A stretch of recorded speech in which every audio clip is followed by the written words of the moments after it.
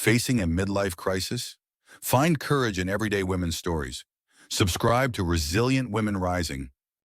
Quiet Horizons: How a 56-year-old woman reclaimed her life amid everyday loss.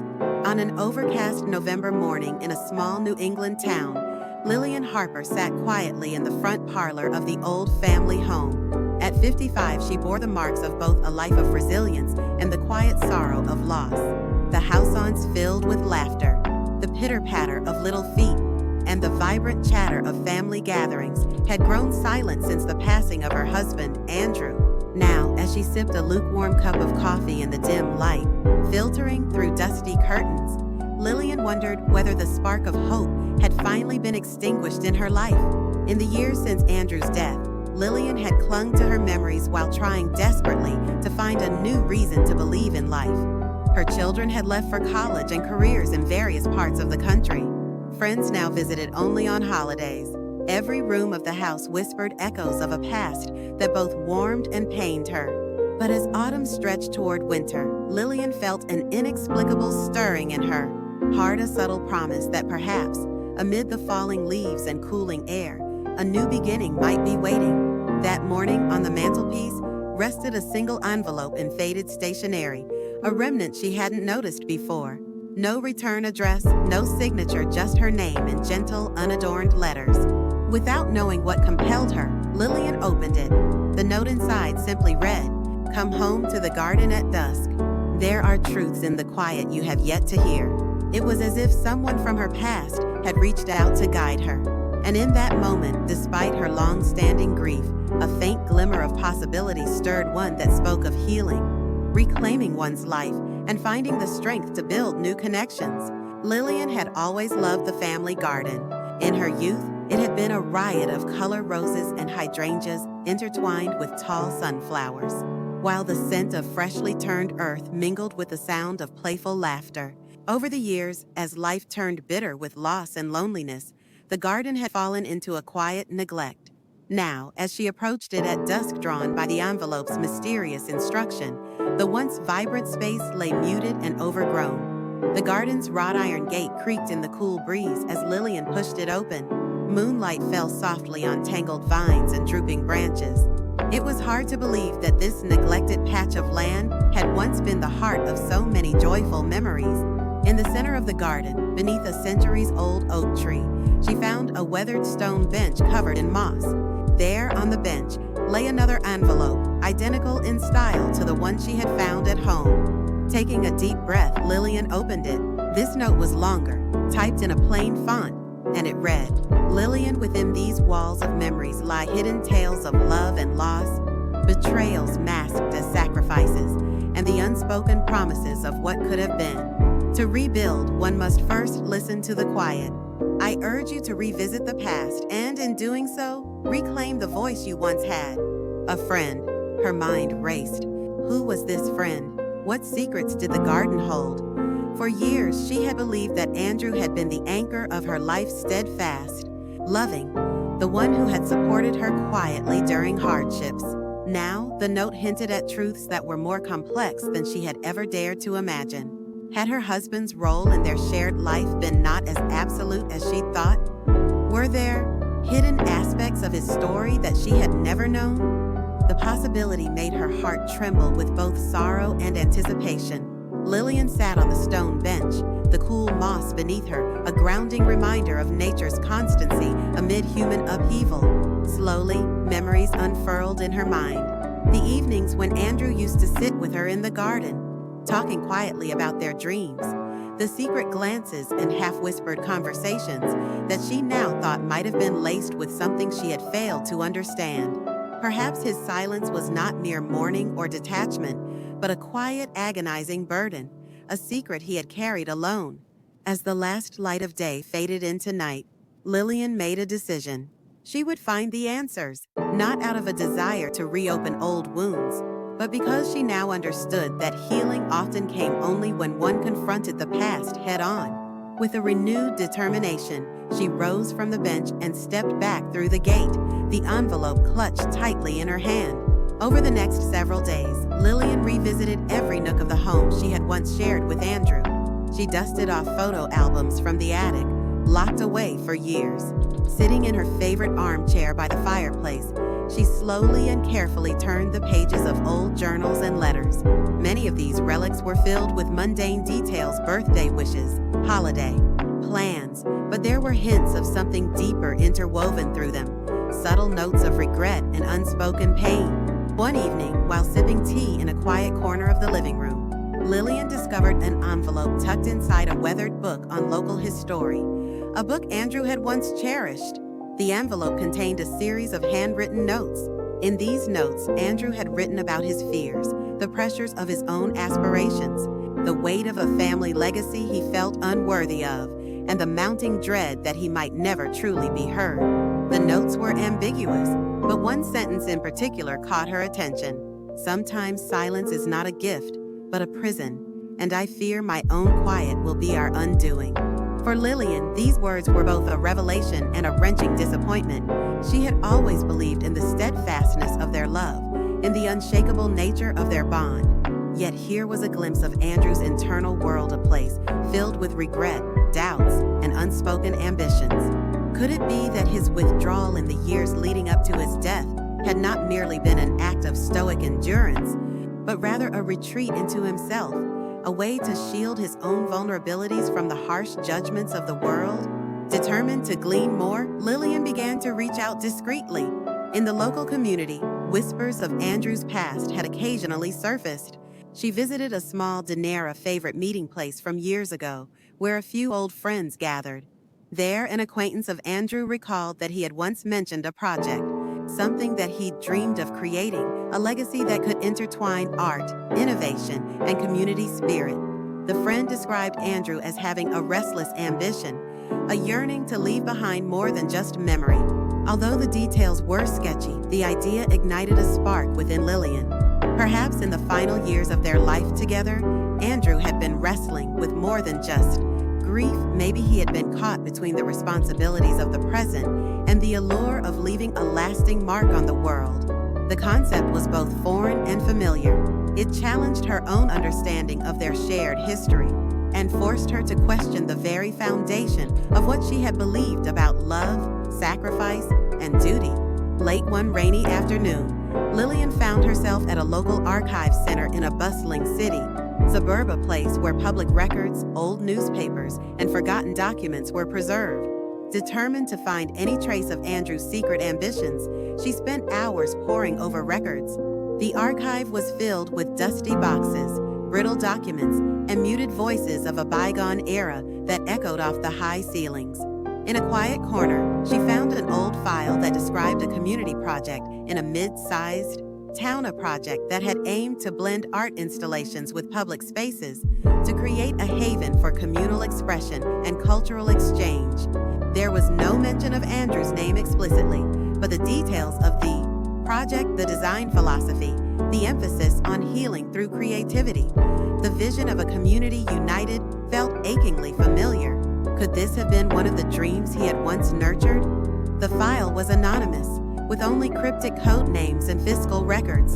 The records suggested that funds had been allocated and that a small team, likely under the radar, had begun drafting proposals. But then, abruptly, everything went silent. Lilian's heart pounded as she realized that the project had never been completed. More than that, it appeared that Andrew might have been one of the architects behind the idea, man torn between his commitments at home and the lure of a dream that demanded more than he could give. Returning home with the file tucked away in her bag, Lilian felt the weight of conflicting emotions. Her mind churned with the possibility that her late husband's silence was not solely an act of stoic love, but rather a manifestation of a deeply conflicted soul lone that was driven by creative yearning and the desire to effect change, even if it meant leaving behind a trail of misunderstandings.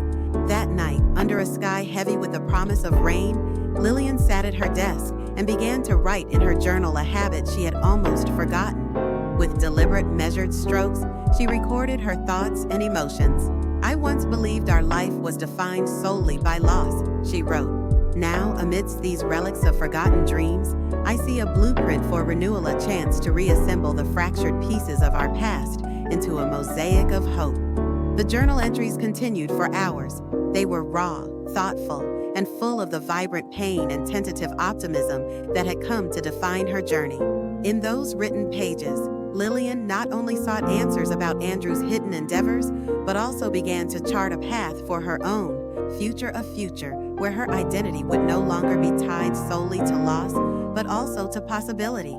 As winter deepened, the landscape outside turned stark and clear, every breath visible in the frigid air. Lilian's investigations had drawn quiet attention among the local community. A few neighbors recalled vague stories of Andrew's involvement with an underground network of creative thinkers, a group that had challenged conventional notions of progress in society.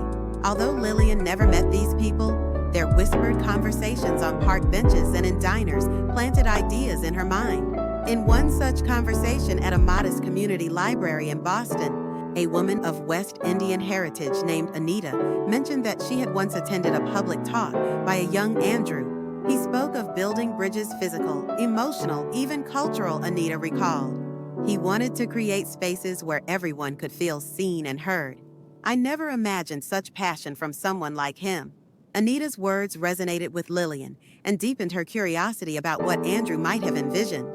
Was his absence from their family life a deliberate sacrifice for a larger, perhaps unattainable dream? The more Lilian learned, the more she began to see her own crossroads.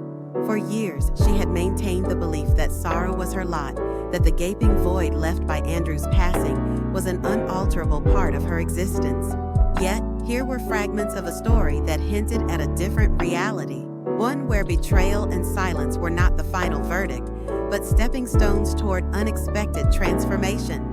The promise of renewal lurked even within the raw edges of pain. That evening, she took a solitary walk along a snow-dusted street in Cambridge. The city lights shimmered on icy pavements, and every step seemed to echo with the weight of untold stories. She recalled the envelope on the mantel, the mysterious note urging her to come to the garden, and her own trembling hands as she unfolded the fragile paper. It was as if every element of her past was converging into a single, undeniable call. Look closer. There is more than loss here. Under the muted glow of a street lamp, Lilian whispered to herself, I must learn the truth, not just about Andrew, but about who I am now. The words felt both like an invocation and a challenge.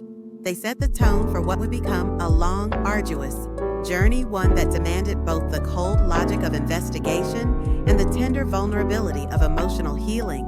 In the weeks that followed, Lilian's quest for truth took on an urgency she hadn't felt in decades. With the aid of quiet confidants, a former colleague who now taught sociology at a local college, an archivist of mixed heritage from a nearby museum, and even an independent researcher with a background in urban planning, she began to piece together the sparse remnants of Andrew's hidden legacy. Over late-night coffee sessions in dimly lit diners and silent afternoons spent in the hushed archives of a state-run historical society in New York, Lilian uncovered records hinting at a radical idea, a project intended not merely to redesign urban spaces, but to transform communities through art, culture, and innovative technology. The documents were sparse and encoded in technical jargon. They spoke of feasibility studies, grants applied for under false names, and design proposals for public spaces that balanced history with forward-looking ambition. Although no final project had ever materialized, the hints were there. Andrew had been one of the minds behind this envisioned transformation. One document in particular described a vision where neglected neighborhoods would be reawakened through community-driven design. It detailed modular structures, temporary art installations, and interactive spaces for citizens to share their stories, an experiment meant to rebuild the social fabric torn by decades of indifference. The project, however, was aborted abruptly when financial backers withdrew at the last moment and internal conflict silenced the dream forever. Lilian was struck by the irony. The very project that had promised renewal and connection had been buried not by malice, but by systemic inertia and fear of change. In her journal, she wrote, "For all the heartache Andrew and I endured, there lies a grander truth in the dreams. We almost built a promise that even the most faded visions can someday ignite a spark of hope." Armed with this renewed understanding, Lilian began to question everything she had assumed about her past. The narrative of loss, betrayal, and silent sacrifice was giving way to a more complex tapestry of ambition, regret, and untapped possibility. What if the pain she had carried for so long was not solely a burden, but also the raw material for something extraordinary? The arrival of spring brought with it a tangible shift in the air. The barren trees that had marked the harshness of winter slowly began to bud with new life, and the gray skies softened to a gentle blue. For Lilian, these changes paralleled an internal transformation she could no longer ignore. Determined to harness the lessons of her past and the fragments of Andrew's hidden legacy, she made a bold decision. She would convert the long-abandoned family garden into a community space, a sanctuary for reflection and creative expression. No grand titles or institutional backing would accompany this idea. It was simply a heartfelt project to reclaim a piece of the past and transform it into a beacon for the future. Lilian reached out to neighbors of all backgrounds, an elderly carpenter whose skill with wood was renowned in the local community, a young artist of South Asian descent eager to capture the city's changing landscapes on canvas, and even a retired engineer with a penchant for eco-friendly innovations. Together, they cleaned, pruned, and repurposed the neglected garden. Slowly, a series of small, inviting installations took shape: a mosaic bench built from reclaimed bricks, a patch of wildflowers nurtured by community volunteers, and a series of winding paths illuminated by softly glowing lights at night. Throughout the process, Lilian found herself evolving as well. The act of rebuilding with her own hands was therapeutic. Every challenge, be it a stubborn weed or a funding shortage, became a lesson in perseverance and collaborative strength. With each step, she discovered that her pain could fuel creativity, and her long-held sorrow could blossom into hope. The project wasn't just about reclaiming a garden, it was about reshaping her identity and redefining the narrative of her life. One warm evening, as the newly revitalized garden glowed under the gentle luminescence of dusk, Lilian sat on the mosaic bench with a cup of herbal tea. Around her, neighbors shared stories and laughter, a mosaic of voices enriched by diversity and shared experiences. In that moment, she realized that the bridge between her past and future had been rebuilt not just by reclaiming old spaces, but by forging new connections and new meanings. As the community garden project blossomed, the buzz of activity extended well beyond its borders. Local media picked up the story not as an institutional announcement, but as a grassroots movement that resonated deeply with the residents of the neighborhood. Journalists interviewed neighbors about their shared hopes, capturing the transformation of a once-forgotten garden into a vibrant meeting place. Lilian found herself invited to speak at a small community forum held in an old church hall in downtown Boston. The room was filled with people from every walk of life: African Americans, Caucasians, Asians, and Hispanics mingled as they listened to her speak about the power of rebuilding after loss. Her voice, calm and measured, carried the weight of personal experience and the wisdom gleaned from years of quiet struggle. In the wake of immense loss, she told the audience, "I discovered that every fractured memory, every scar etched by betrayal and silence, contains the seeds of renewal. Our lives are not defined solely by what we have lost, but by the bridges we have the courage to rebuild." Her words were met with nods of understanding and quiet applause. For many, it was a message of hope, a call to look within and find the strength to transform pain into something enduring. After the forum, Lilian attended gatherings with several women who had faced similar hardships: a divorced executive in her late 50s, a widowed community organizer in her early 60s, and even a woman who had never married yet carried the sorrow of lost love. They shared their stories over cups of strong tea in small, cozy cafes and late-night diners.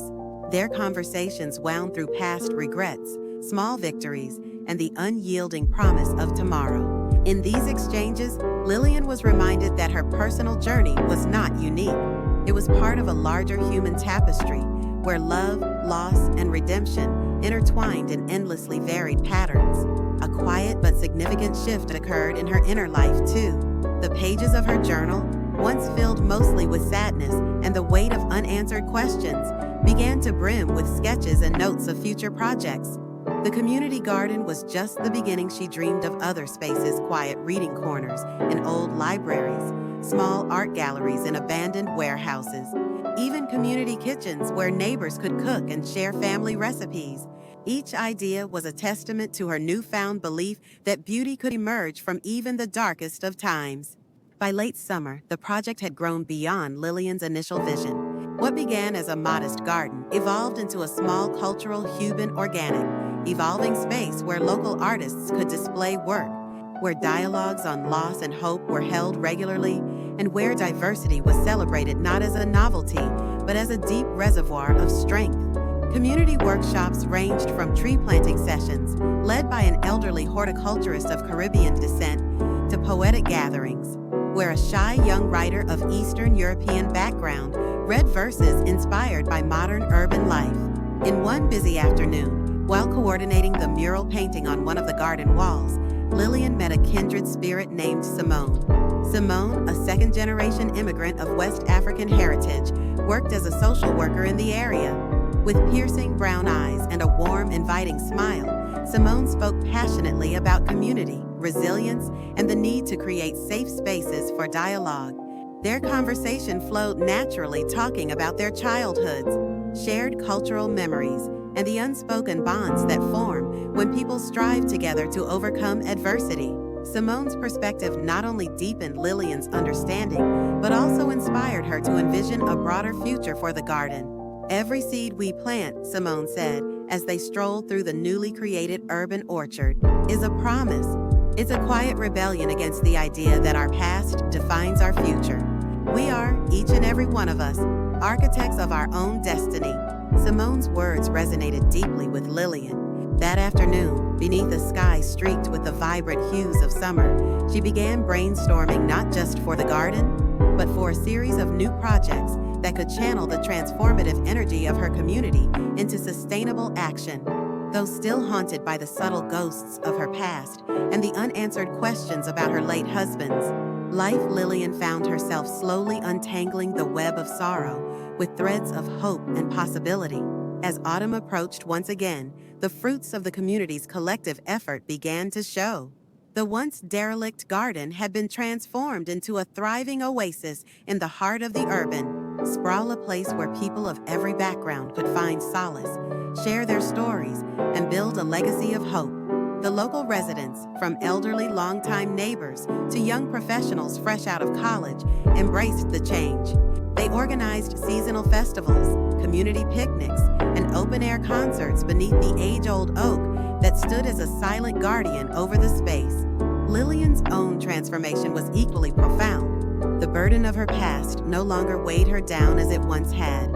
While the memories of betrayal and loss still surfaced in quiet moments, they were now tempered by a belief in renewal.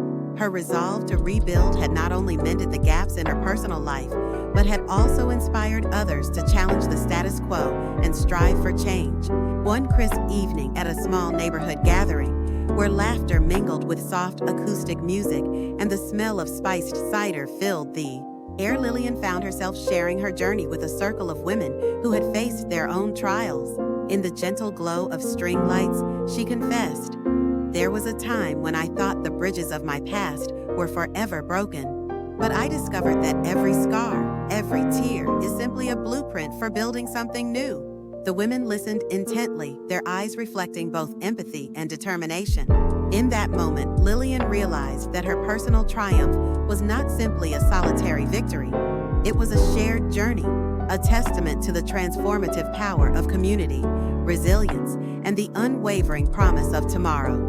Years later, the garden had blossomed into much more than a renovation project. It had become a cultural landmark, known among the residents as a sanctuary of creativity and healing. Lilian, now recognized as a quiet leader and a symbol of second chances, dedicated herself to nurturing the space and sharing her story with anyone willing to listen.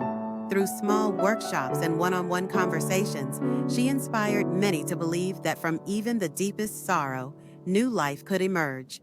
At a modest celebration held one cool spring evening, as families strolled along freshly paved pathways lined with wildflowers and murals, Lilian took a moment to reflect on her journey. The night was alive with soft music, gentle laughter, and the steady murmur of voices coming together in community. Her eyes wandered to the old oak tree, the silent witness to decades of change. Every leaf and every ray of moonlight spoke of resilience. In a quiet moment of introspection, she wrote in her journal, "Every fragment of our broken past is a foundation for a future we can design." In the delicate interplay of loss, hope, and rebirth, we find the truth that we are architects of our destiny. And so, Lilian's legacy continued not as a tale of grief, but as a vibrant reminder that life is an ever-evolving mosaic act piece, no matter how shattered, holds the potential to create a masterpiece when placed with intention, love, and the courage to rebuild. On a serene morning a decade later, a new generation gathered in the once-forgotten garden turned thriving cultural hub. Children played under the gentle watch of elderly residents who shared stories of yesteryear, while young artists displayed murals inspired by the community's resilient spirit. The space, untouched by time and brimming with hope, was a living testament to the power of transformation. Lilian, now in her early 60s, often sat on the time-worn mosaic bench, watching as life unfolded around her, a vivid tapestry of shared dreams and reinvention. Every day was a new chapter, every moment a new opportunity to create bridges where once there were only divides. In her final journal entry, written on a cool autumn morning as the leaves danced around her feet, she summarized her journey in a single line. "From the silent echoes of a broken past, I built a bridge of hope, a legacy that reminds us that every ending is merely the prelude to a vibrant new beginning." Her words, simple yet profound, resonated with every soul who had ever felt lost. And as the sun rose over that small New England town, the promise of tomorrow shone bright, a beacon for all who dared to dream again.